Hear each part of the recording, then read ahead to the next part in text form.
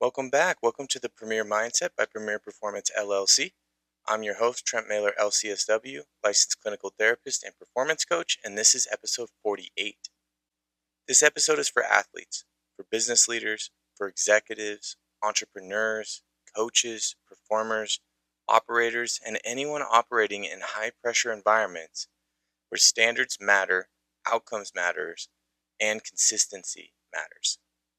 It's also for anyone who's ever looked at top performing teams, organizations, locker rooms, companies, or cultures and thought, why do they sustain success?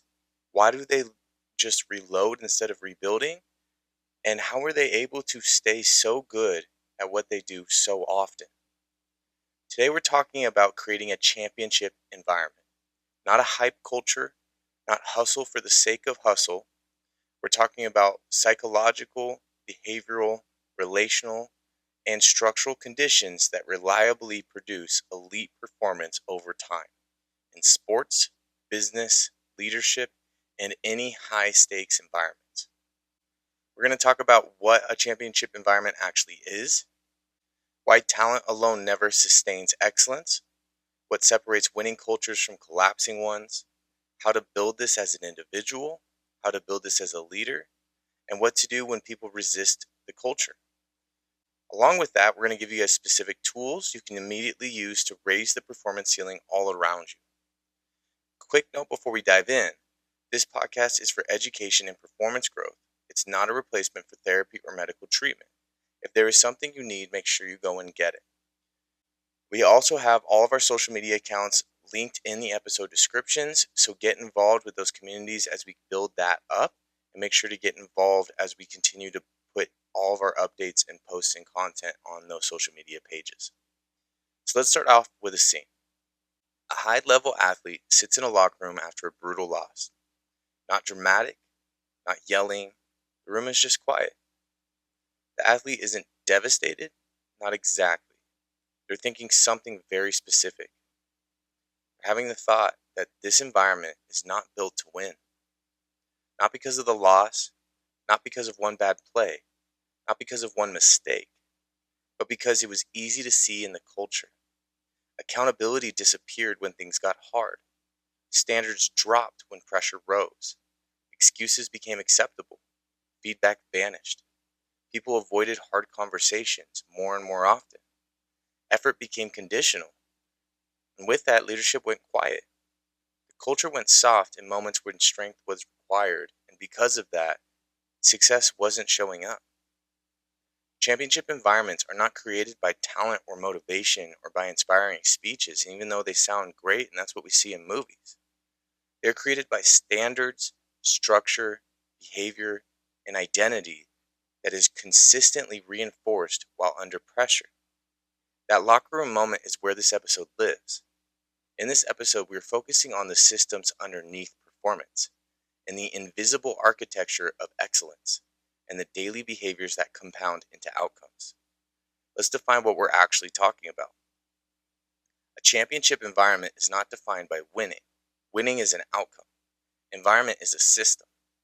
A championship environment is a system that sustains high standards under pressure, produces consistent execution, and develops people instead of draining them. In these environments, excellence becomes normal, mediocrity becomes uncomfortable, and accountability is safe, with feedback being expected.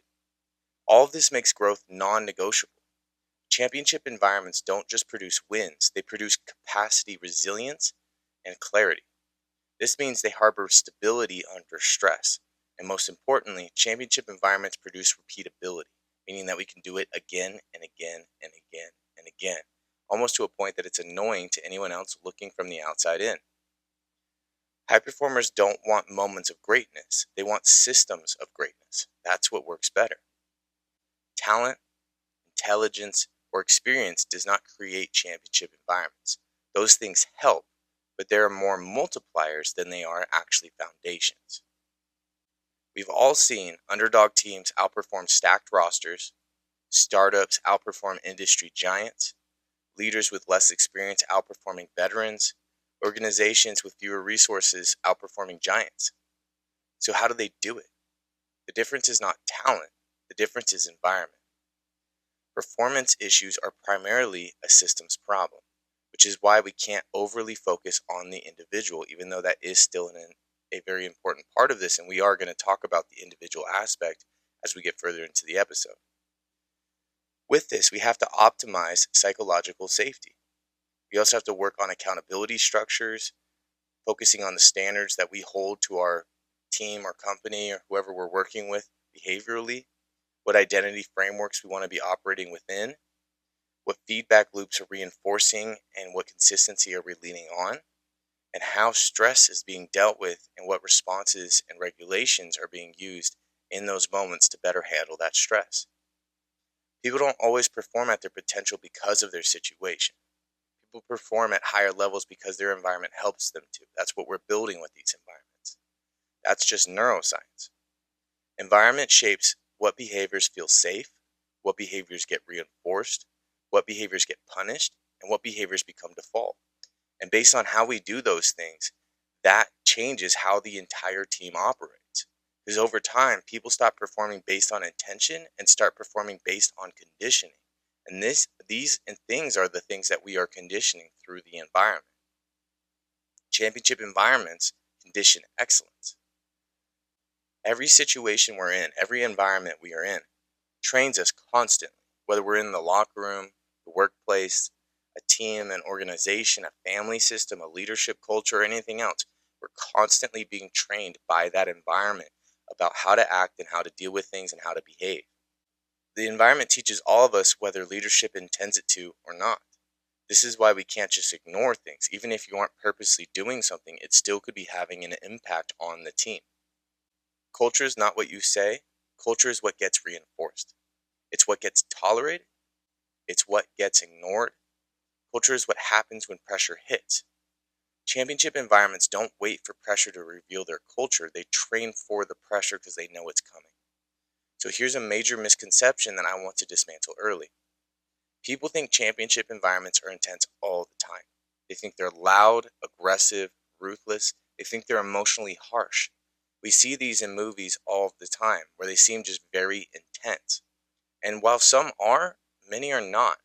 What they actually are is consistent. Championship environments feel safe, not emotionally soft safe, but performance safe. It's safe to make mistakes without humiliation, to get feedback without defensiveness, to be challenged without collapse, to push limits without fear, holding standards without retaliation, and being able to speak honestly with everybody. Psychological safety is not comfort. Psychological safety is performance freedom. Without psychological safety, people protect themselves. With psychological safety, people challenge themselves. Championship environments are not soft, they are secure, and there's a big difference to that. This brings us to identity. High performers do not just perform differently, they identify differently. And with that, the environments we are in shape our behavior, they also shape our self-concept. In championship environments, the idea is this is who we are, or this is how we operate. This is our standard. This is what we do under pressure. Identity precedes behavior. Behavior sustains the identity. These things are connected, but we have to have the identity first. The behavior comes later to reinforce that identity, to keep it there so it's sustainable, but we have to have the system of belief set up of who we are and what we're going to do. In elite environments, excellence stops being a goal and starts just being normal. That normalization is key. When excellence is normal, effort is expected, it's not praised. Accountability is standard, not confrontational. Feedback is routine, not personal. Growth is required, it's not optional. Preparation is assumed, it's not celebrated. That dynamic changes how these things are going, because in a lot of environments that aren't built for that elite performance, we are celebrating or going towards things that we don't need to, or we're dealing with fights and conflicts. People take feedback and they sit on it and stew on it and get pissed about it. All these kind of things lead to breakdowns. They get in the way of the mission of what we're trying to get done, which is why we have to normalize all of these things. This is why these type of environments don't burn people out. They organize people. That's why it's called a championship environment. Chaos burns people out. So does inconsistency and ambiguity. If people don't know what's happening or there's vagueness, it usually leads to inaction or frustration. It drains people. Poor leadership leads to derail. Lack of standards collapse in time. Excellence done right creates stability, not exhaustion. So let's introduce a performance principle right here that you guys can use. I call this identity compression. Identity compression happens when your self-worth becomes overly dependent on performance outcomes. Your value becomes tied to wins, metrics, or results. Your nervous system starts interpreting mistakes as threats instead of data. This is what happens in survival cultures. Championship environments do the opposite. They expand identity. They stabilize self-concept. They separate worth from outcome. This creates more risk-taking, more adaptability, more resilience, more innovation, and more consistency under pressure. And anyone listening out there, who doesn't want that on their team? So let me bring in a story here. It's all confidential, so don't worry about that. Everything we share is all very private, and we're going to keep it private. So everything will be changed, names change, stories change, that kind of thing. But I want to create a story to help you guys understand how this stuff can play out in real life, because I think it is helpful to see how it can actually happen. So in this story, we'll call this person Mark. Mark was a high-level athlete who was extremely talented, highly driven, with relentless work ethic. On paper, he looked elite. In training, he looked elite. In games, his performance was all over the place. It was volatile. Some days he dominated, some days he disappeared. Coaches were confused, teammates were frustrated, and Mark was exhausted. There was days he looked like the best player on the court, maybe even the best player in the nation. But then there was other days where he looked like he didn't even know what he was doing. When we started working together, one thing became obvious very quickly.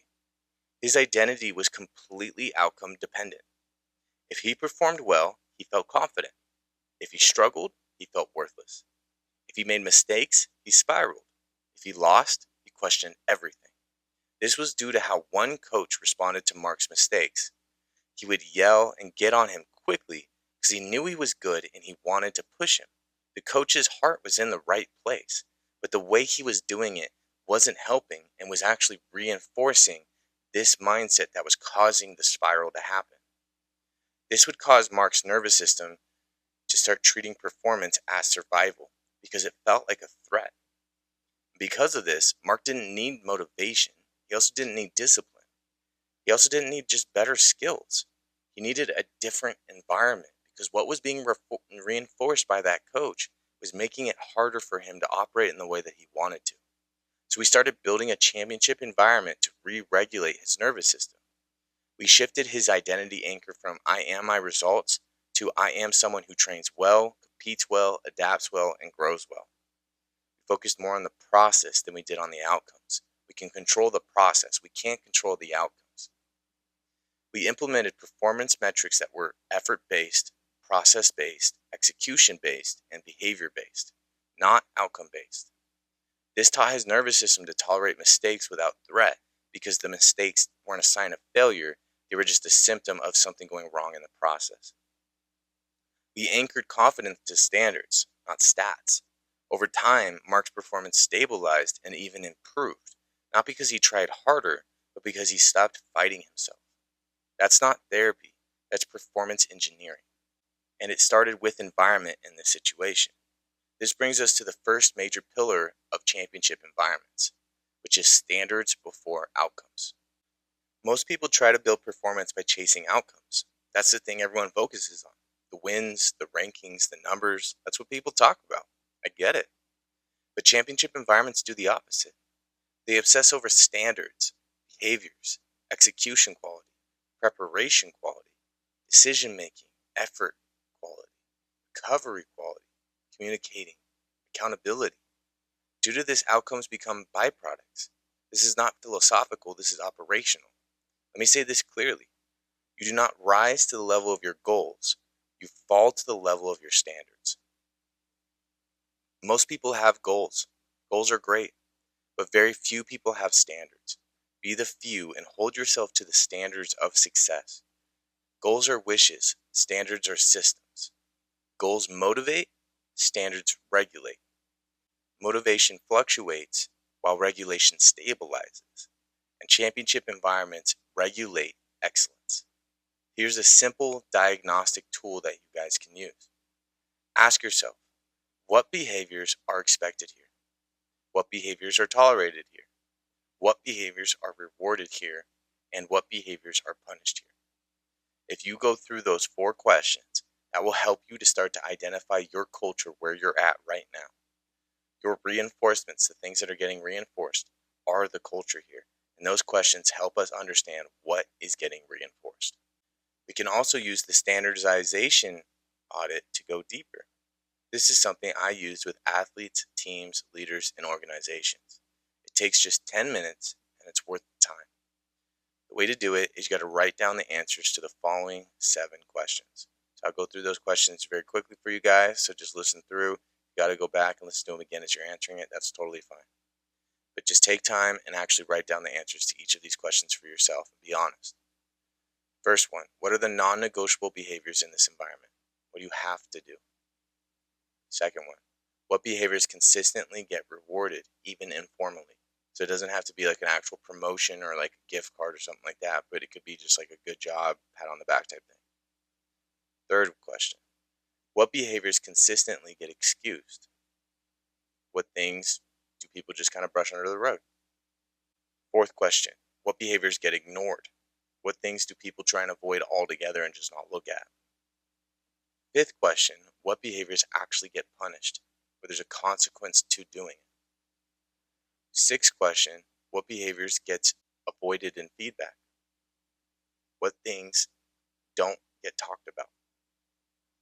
And then the seventh and last question is what behaviors show up under pressure that don't match stated values?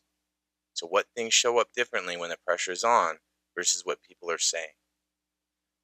From there, you want to then compare your answers to your stated standards, stated values, and stated mission. That could be the stated standards, values, and mission of the team, of the company. It could be for you yourself personally. Either way, it still works. If you see a gap between the standards, values, and missions you have set or stated versus those 7 questions you just went through, that gap is your culture. Championship environments have minimal gap, while dysfunctional environments have very wide gaps. Closing that gap is not optional if you want to succeed. So we have to work to close that gap through different techniques and strategies, and some of that is by creating psychological safety so we can understand the gap to best fill it in. Now let's go into the role of pressure in all of this. Pressure does not create behavior. Pressure reveals behavior. Championship environments look the same under pressure as they do without it. Pressure doesn't change who they are, it reveals who they already are. Here's another hard truth. Most environments don't fail because of talent deficits. They fail because of standard erosion. Standard erosion is quiet. It sounds like it's been a long week, they're trying, or just they meant well. Over time, 1 exception becomes 2. 2 becomes normal. Normal becomes the culture. Culture becomes identity. And identity becomes destiny. The standard erosion piece happens, and it happens often. It's very easy to allow empathy to start to erode.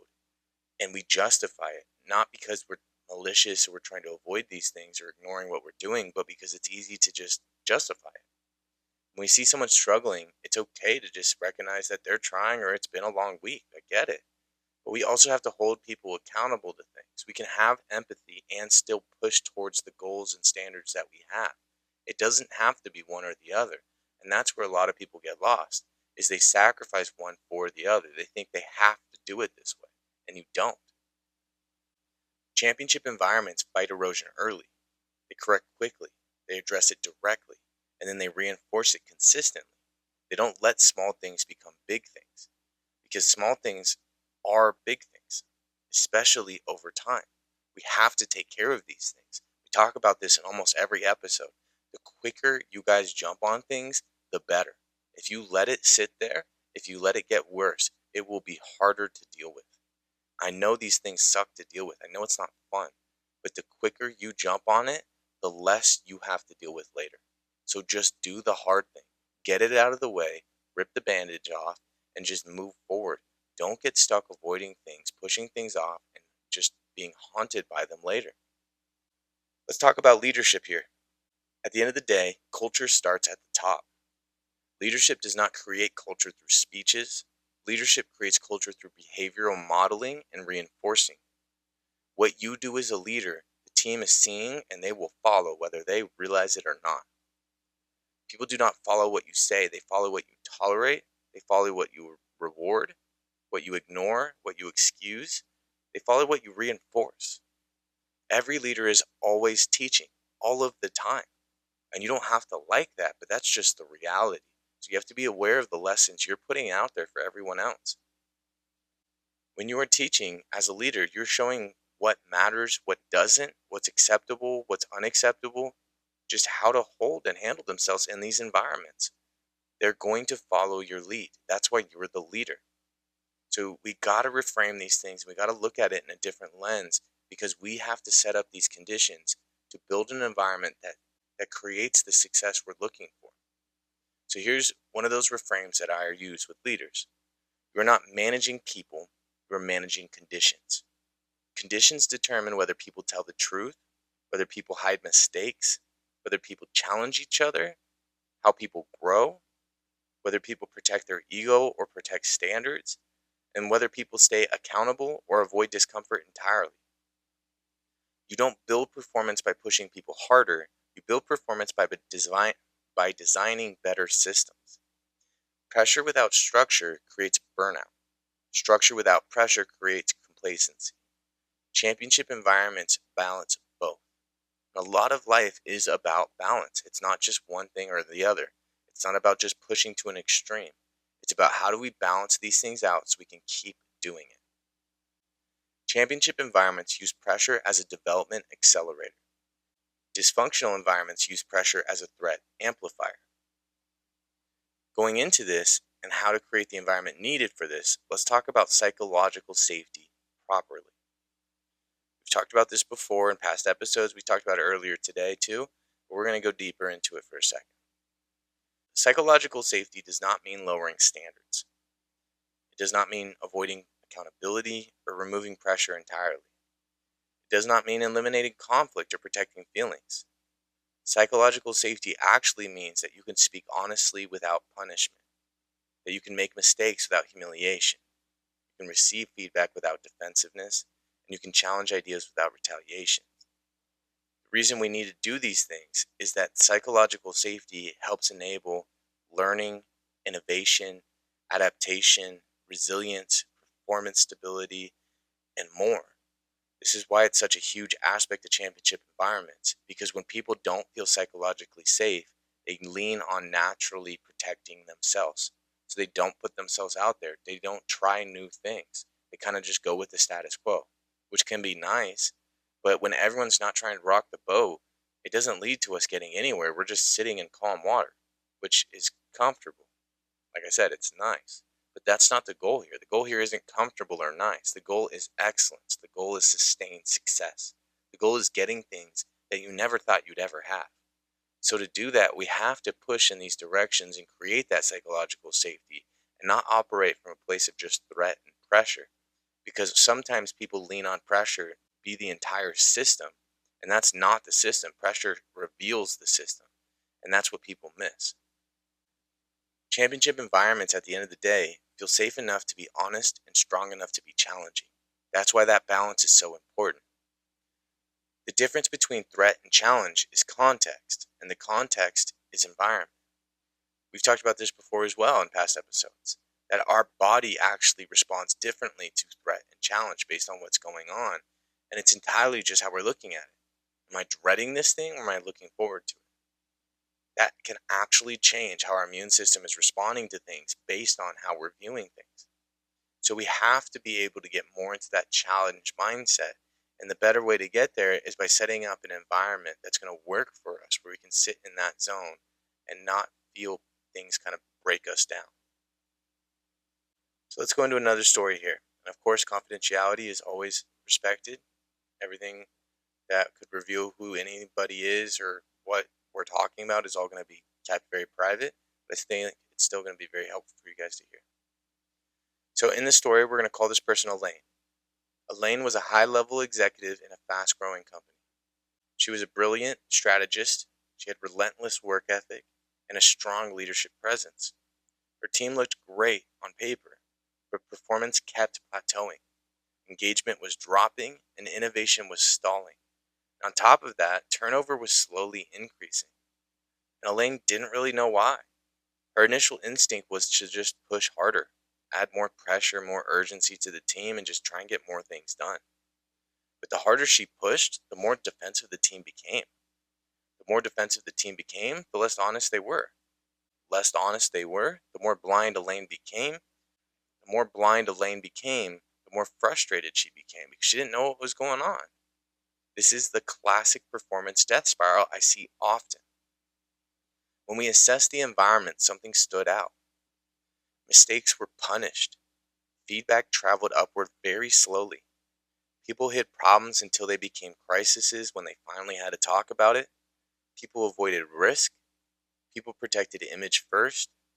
People avoided conflict at all costs, not because they were weak, but because the environment trained them to. Elaine didn't need better people, she needed a better system. So we built that. We built in error response protocols. We built in feedback pathways, accountability language, leadership modeling, performance conversations, and even psychological safety structure. Through this, we also implemented weekly failure reviews, not to punish, but to learn. We also had explicit norms around disagreement, of just how to handle it and what that looks like. This led to clear behavioral standards of what's expected in the environment and what's not. And as difficult as it was for Elaine, we did focus a lot on leader vulnerability modeling, which had a big impact. And on top of all of that, we changed Elaine's mindset from an outcome focus to more an outcome neutral feedback loop, where we could focus more on the process and the standards of the system itself, and less about the outcomes that we're working towards. Over time, this all led to honesty increasing, adaptability increasing, engagement improving, innovation getting better, and performance overall just improved.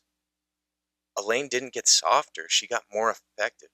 And because of it, her team didn't get less accountable, they got more accountable. This is what championship environment work is.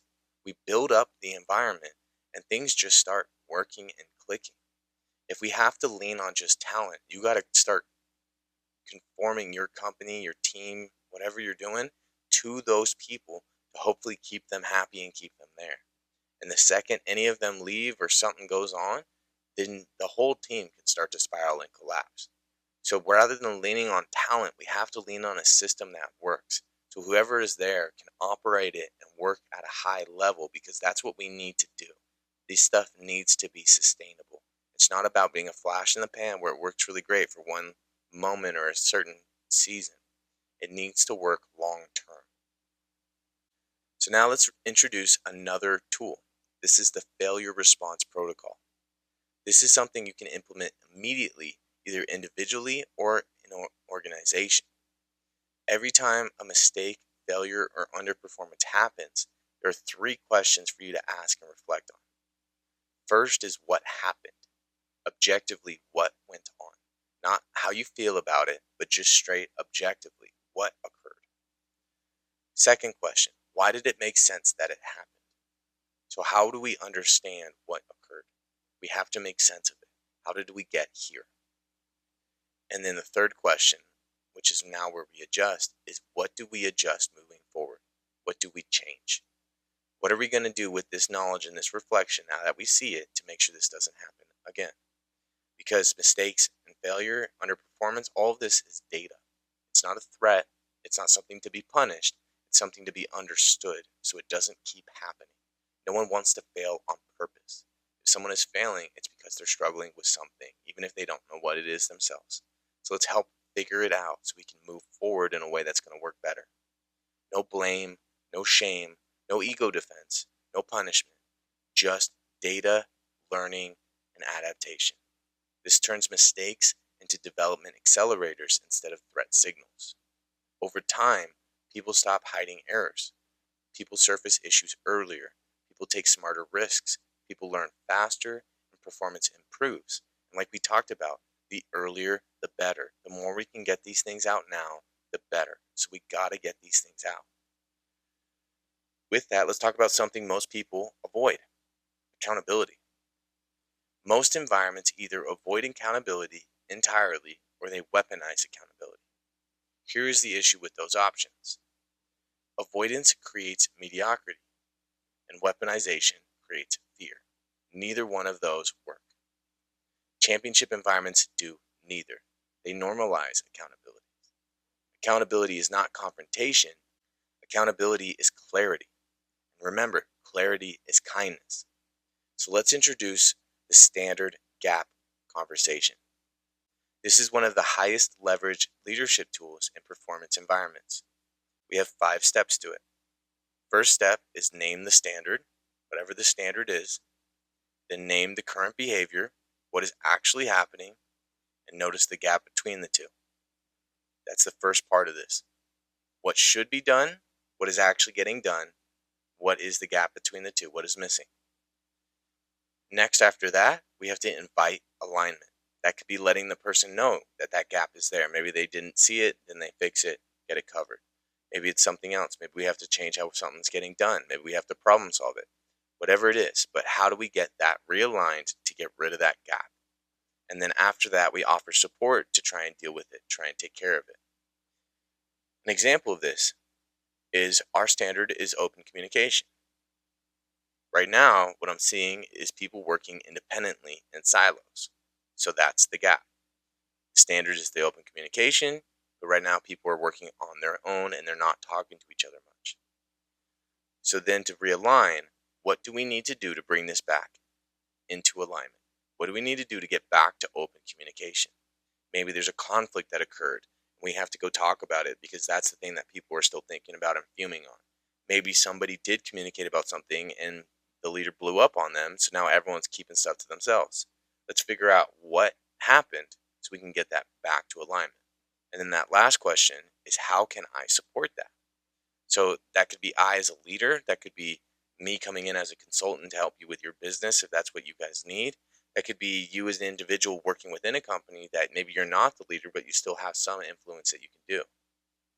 No accusations, no character attack, just alignment. This conversation done consistently creates clarity, trust, stability, high standards, and psychological safety, while avoiding this conversation kills cultures quietly. We have to talk about what is going wrong. So many times people just want to ignore it because they don't want to deal with more threats, especially when we have a lot of things going on in our life. But if we ignore these things, they will quietly kill things. We have to take care of it. Comfort avoids stress. Safety tolerates stress. To grow, it requires stress. Performing at high levels requires stress. But stress without safety creates breakdown. Stress with safety creates growth. Championship environments are high stress, high safety. This creates productive stress, not destructive stress. So let's touch on the physiology and nervous system of performance. Chronic threat activation, chronic inconsistency, and chronic avoidance all degrades performance. This is something we touch on in our threat episode, which is our very first episode, and we're actually going to retouch on that in about 2 episodes for episode 50, so you guys will get more on that soon. Stable structure plus high challenge is the optimal performance zone we're looking for our nervous system. If we can create that safety and stability around a high challenge with a lot of pressure, you will see people performing at these very high levels. People can do it, but we have to set it up. And it can't be fragile where it feels like it's going to fall apart at any moment. Because if any person on that team or company feels like it could fall apart, they're going to go back and focus on protecting themselves. They're going to start playing it conservative. So we have to build up a system that has that strong stability so we can push and go out there and actually trust that the environment's going to take care of us so we can go towards what we want, which is optimally performing. If you want a championship environment externally, where you're at, where you're working, you must first build one internally. Most people try to build elite performance outward while running dysfunctional systems inward, and it doesn't work long term. The environment inside your nervous system sets the ceiling for the environment you can build externally. One thing that I have found that people tend to not believe, but is actually true, is that championship environments are boring. They are. And that's okay. They're repetitive, they're predictable, they're stable, they're reliable. Because everything stays the same. It's the same standards, the same expectations, the same accountability, the same feedback, the same preparation, the same recovery, the same language, the same identity. It's a loop. Dysfunctional environments, on the other hand, are exciting. They're emotional, they're dramatic, they're reactive, they're chaotic, they're unpredictable. That feels intense, urgent, and energized. But this is not sustainable. This is not elite. This is not championship level. This is just chaos. And sometimes chaos is fun. Sometimes we enjoy it. But it's not going to create the success we're looking for. And we got to make a distinct difference here between enjoying yourself and having a good time, maybe something that's more of a hobby, versus pushing towards something that you're trying to build and create in life. Some things can just be fun. Some things can be enjoyable and pleasurable and fun, and also require a whole lot of really hard work. So while championship environments can be boring, they have to be, because our nervous system can't be sitting on edge, not sure what's coming next. That's exciting, but that's not safe. We have to create stability where it feels like I know what's coming next, and that can feel almost boring. And we can find other ways to find novelty and all that kind of stuff later if we want, but the system and the environment we're working in needs to be very stable and predictable and repetitive so that things feel reliable. Now we got to talk about resistance, as when you change anything, you get resistance, especially with environments. Anytime you raise standards or increase accountability, anytime you change culture or just shift the environment, you will get resistance. Always. I promise you, it's going to happen. This isn't because people are lazy or because people are malicious. This is because change threatens predictability.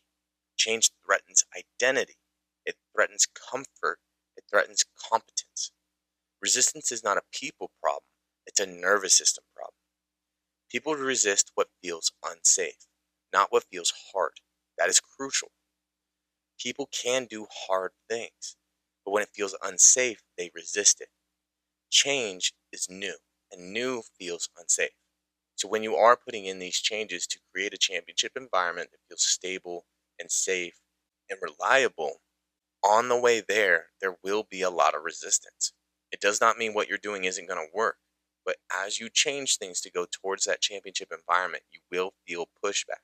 And there are ways to deal with it, but that pushback is not going to last forever because people adapt. We just got to give it time. If you frame resistance as laziness, defiance, or weakness, you will escalate conflict and everything will get harder and there will be more resistance. If you can frame resistance as a nervous system threat response, you will be able to manage it much more strategically because you'll understand where it's coming from. You can do this with the resistance reframing protocol. A lot of today's work is about reframes because a lot of the work is straightforward. The hard part is how we're viewing it and getting in our own way of doing it. Instead of asking, why are they being difficult when someone resists the standards, accountability, or feedback, or just culture change? Ask what feels unsafe here. Ask what identity feels threatened. What uncertainty feels intolerable. What loss do they fear? There's typically a lot of fear in environments that people don't want to talk about. I see this in my own work all the time. I will observe patterns and call it out as fear, and people will actually push back and try and justify it and argue it with me. And we end up going in circles for like 10 minutes, and then at the end of it, they're like, oh yeah, it is fear. So people don't even want to accept these things when I'm directly calling it out. I have to actually explain it to them so they can understand it. That's how much people don't want to accept the fear aspect. When you're asking yourself these things, try and respond with clarity, predictability, structure, support, and accountability. That's what we're doing with this environment is we're trying to create all of those things. Just to get there, they have to go through a transition, and transitions don't feel good. When we're going through that transition, we don't use softness or compromise. We don't avoid things. We use regulated firmness. We can validate the struggles of the change, that this is hard, and I understand how difficult it is to do things completely different now. We can do that, but we still stick to the plan. And this is still what we're doing. We've made this decision. This is what we're going forward with. So while I can understand the frustration, let's give it a shot. Let's see how we can figure this out. Let's see how we can make this happen. Championship environments don't negotiate standards. They support adaptation to the standards. Let's talk about why people actually resist environments to better understand the obstacles. It's not because they don't want to succeed, but because elite environments remove excuses and it pulls people out of the comfort they have been plateauing in. Operating at high levels is uncomfortable. There's no doubt about it. This is why we talk so much about sustainability along with how to get to these elite levels of performance. Because while getting here is great, we have to stay here. That's uncomfortable, but it works. Sometimes it does weed some people out. And while that's not the goal, the truth is championship environments are not for everyone. And that's okay. Not everyone wants to be great. Not everyone wants growth. Not everyone wants accountability. Not everyone wants discomfort. And that's fine. There are so many different ways to live life. We don't have to do it one way. If people don't want those things, that's not a problem. But we have to understand they may not be ready or on board for the mission that we have. We might have to find the people that want to go do it. My goal is to guide you to living life as a high performer, as this is our passion here at Premier Performance. We are passionate about pursuing excellence, and I want you all to come with me. But we have to accept the reality that not everyone is going to be on those paths. This podcast isn't for everyone. The work we do at Premier Performance isn't for everybody. And it's not saying people aren't good enough for it. It's just some people don't want it. And that's fine. Some people do truly want comfort in their life, and that's it. This podcast is for people who want more. Now let's talk about another subtle killer of championship environments. Something that doesn't get talked enough about, which is ambiguity. Ambiguity kills performance quietly. When people don't know what's expected of them in their position, what matters to the company, or even what growth looks like in the environment, they default to self-protection, image management, compliance, minimal effort, and risk aversion. Not because they're weak, but because ambiguity feels unsafe. So when people don't know what to do, they do nothing. And you may have seen this in your team or company or at your work where you just don't understand. Maybe you're feeling frustration of like, why aren't they just picking up the slack or trying to figure out what to do next or anything like that? Because when people don't know, they try to not make more decisions. They try and do nothing. Championship environments eliminates the ambiguity, not through micromanagement, but through clarity. So we have to be very clear of what's expected. We have to give direct instructions. We have to clarify roles and lanes and who owns what, who's supposed to make the decision. We have to figure out who changes the instructions if something changes in the day and flexibility is needed. We can't just expect people to figure it out. That would be great. But the thing is, people just try and figure it out on their own. They're going to figure it out in some way that's not going to work with you, and that's going to create its own set of problems. So we have to just deal with things in a way that's going to work as a team. We have to figure out that clarity together so we're all on the same page and everyone understands what is expected and what should get done here. So let's be aware of that. Let's clarify that for ourselves so we can clarify it for the team and everyone else that we're leading. And if you don't know what it is, start there. Now let's bring this back to individuals again for a moment. Most people want championship environments externally, but very few people build championship environments internally. Internal environments determines how you respond. You don't perform at your potential, you perform at your nervous system's capacity.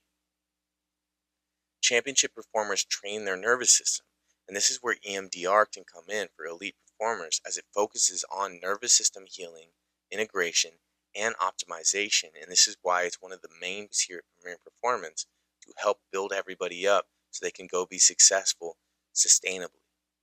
Now let's zoom out. Most people try to solve performance problems at the behavior level, but the better way to solve performance problems is at the systems level. Behavior is downstream, while psychology is upstream. Environment is upstream of psychology. Fix the environment and behavior follows. Most leaders try to fix people. That doesn't work at the level we need it to, as it's too much hands-on work. We have to fix systems and then take care of isolated issues that occur. The more the system can solve, the better. There will always be things that fall off, and we will take care of those problems individually, like the isolated issues. But the more the system can take care of and build around and kind of inoculate from, the better. That's why we want a really good system. A lot of organizations chase talent. Championship organizations build environments where talent and success flourishes. It's one of those places where people get plugged into and they just succeed like never before. You've probably seen it before. You see it in sports all the time because sports just happen to be on camera and you watch them. Where you take some player who maybe hasn't been successful in their professional career so far, they go to a new team and they just look like a superstar.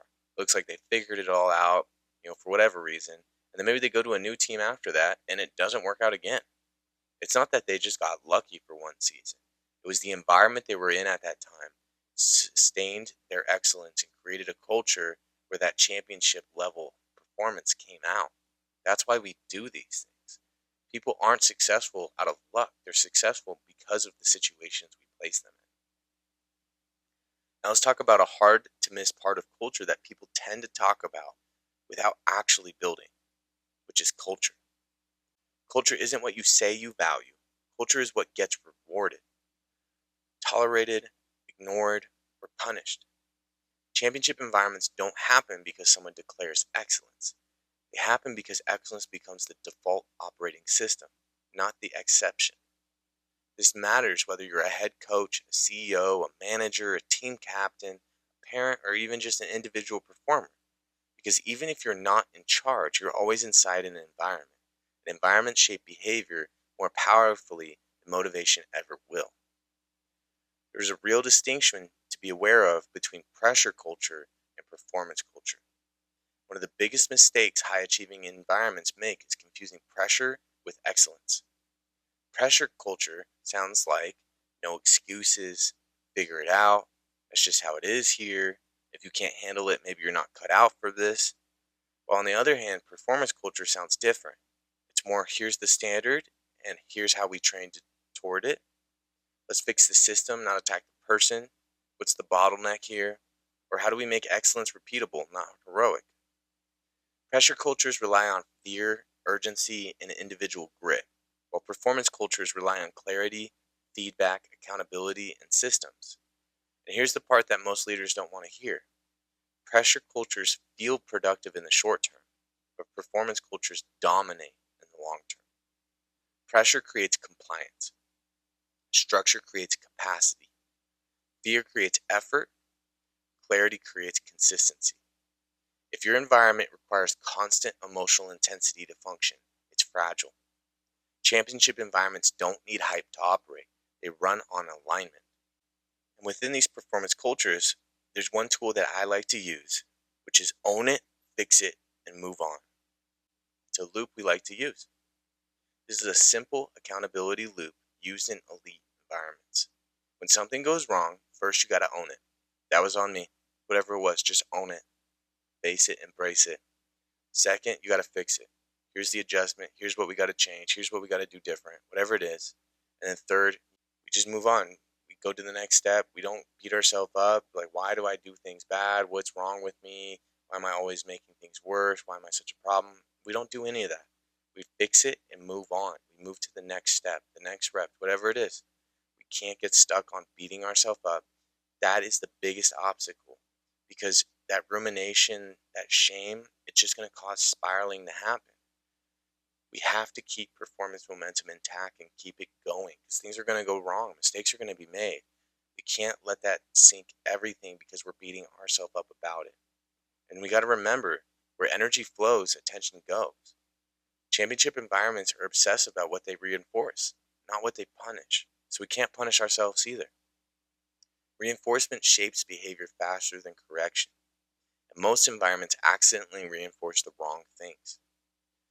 A lot of environments reinforce output instead of process, hustle instead of efficiency, results instead of standards, and wins instead of behaviors.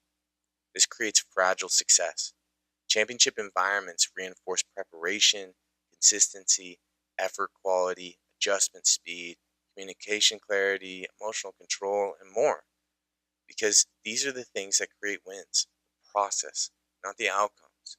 If you're focusing so much on the outcomes, you're going to miss it because the thing that leads to the outcomes is the process. We have to do that part first. With all of this, performance is built through ritual, not intention. This is why we have to be consistent. Most people underestimate ritual. They think it's symbolic, but it's not. Ritual programs the nervous system. You can ritualize your preparation, your warm up, recovery, feedback, reflection, and more. This helps because ritual removes cognitive load, which preserves mental energy, and this improves performance. Because with ritual, we just do things. We just get into routines. This is just what I do. This is the ritual. This is the habit, whatever it is. So you don't have to think about what do I do now. You just do the thing. And that's going to help us because you're building yourself up and setting yourself up for that success. And you're doing it in a consistent manner. But any aspect that you can autonomize or just create a ritual around that could just be a consistent thing, do that now. The more consistent you can make these things, the better.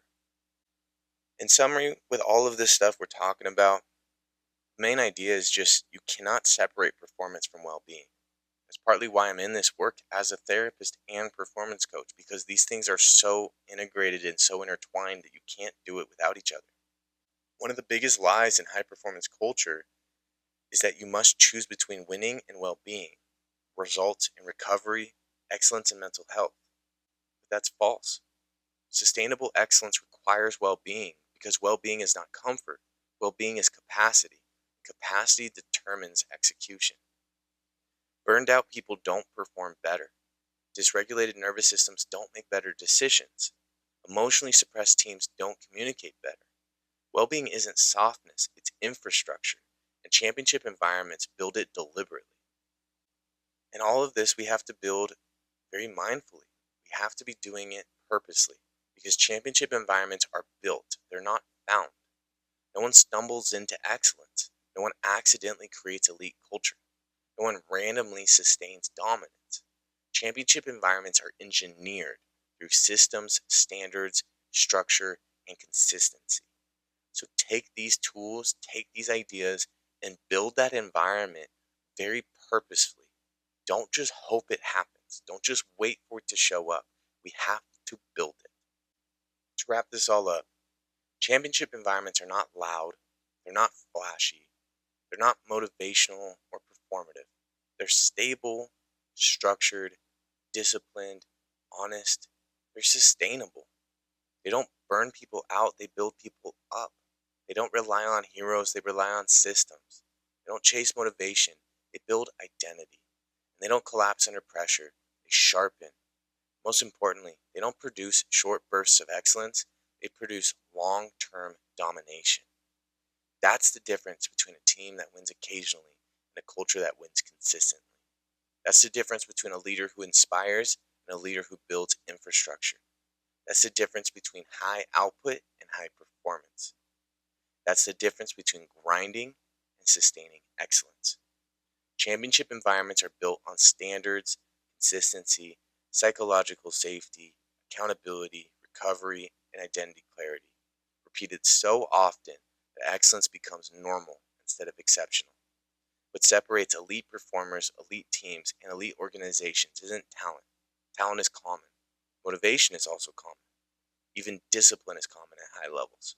What's rare is an environment where people know exactly what's expected of them. People feel safe enough to tell the truth. People are held accountable without being shamed. People are pushed without being broken. People recover as deliberately as they train. People grow without losing themselves. That's the difference between a high output culture and a championship culture. And here's the part I want you to really hear. A championship environment is not something you wait for your organization to give you. It's something you build around yourself first. It's how you talk to yourself after failure. It's how you respond when things go sideways. It's what standards you tolerate when no one's watching. It's how you recover after pressure. It's how you treat people when stress is high. It's what you normalize when things get uncomfortable. That means every one of you listening, athletes, executives, entrepreneurs, coaches, leaders, high performers, you are already shaping an environment, whether you mean to or not. The only question is it an environment that sharpens you or one that slowly dulls you? Don't wait for perfect conditions. Don't wait for motivation. Don't wait for confidence. Build the structure first and let the confidence follow. So here's the real challenge I want to leave you with. What is one standard you need to raise in yourself, your team, your organization, or your environment starting this week? Not 10 things, one. One behavior you stop tolerating. One expectation you clarify. One conversation you finally have. One recovery habit you protect. One leadership move you commit to. Because championship environments are not built in moments, they're built in patterns, and patterns become identity. If you want support building that, personally, professionally, or organizationally, that's exactly what we do here at Premier Performance. Not motivation, not hype, not surface level advice. Real performance psychology, real identity work, real systems, real results. High performers don't rise to the level of their goals. They fall to the level of their environment. Build yours like a champion. Resilient minds, premier results. Recognition is the first step. The more we see these things, the more we can do things about it. We got to see this stuff for what it is, and we got to take care of it, and we got to deal with it. As always, this episode is meant to provide tools for performance, not replace individualized therapy. If you're struggling with anxiety, burnout, or persistent stress, professional guidance is critical. At Premier Performance, we work with high achievers to implement strategies like these with precision, accountability, and results. I make it a point to give you guys actionable tools to find success in life, so let me know if it's helping. I love staying connected with all of you guys. I love hearing how things are going. So just let me know. I want to hear about the disappointments, the failures, the successes, and anything in between. If you have something you want to share with someone and you're not sure who, share it with me. I'd love to hear it. I'd also love to hear how this episode impacts you. If it's something that's powerful and you're getting something from it, leave a review. That's always helpful for us. We're trying to get this to as many people as we can, so those reviews are very helpful for us. If you have somebody in your life that could benefit from hearing from these things, send it their way. We'd love getting this to more and more people, and helping us out with that mission would be an amazing thing if you guys could. So if you can just send it to one person that you think would benefit from hearing it, we'd really appreciate that. If you have anything you need, make sure to reach out to me. You can reach out to me in a few different ways. You can email me at tmahler@premierperformancereno.com. My last name spelled Mahler.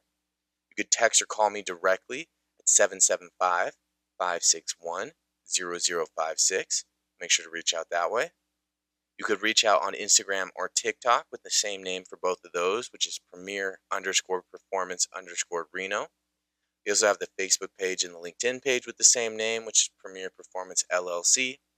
The Twitter account, which is at Premier Reno LLC. And then our website, which is www.premierperformancereno.com. Make sure to reach out, get involved with the social media sites. We post content every single day. New podcast episodes coming out every week. Next week, we're going to talk about the downfalls of self-awareness. We often talk about just how good self-awareness is and how great it's going to be in your life. We don't really talk that often about the downfalls of it. So that's what we're going to go into and see how helpful that is for you guys. It's going to be interesting. If there's anything you guys need, make sure to reach out and let me know. Otherwise, go have a great week. Go be the best you can be. Don't be afraid of the fear. Don't be afraid of the challenges. Go after it. Embrace that. And let's see where you go. Have some fun. Take your time. Don't push too far or too fast. We want these things to be sustainable. And I will see you guys soon.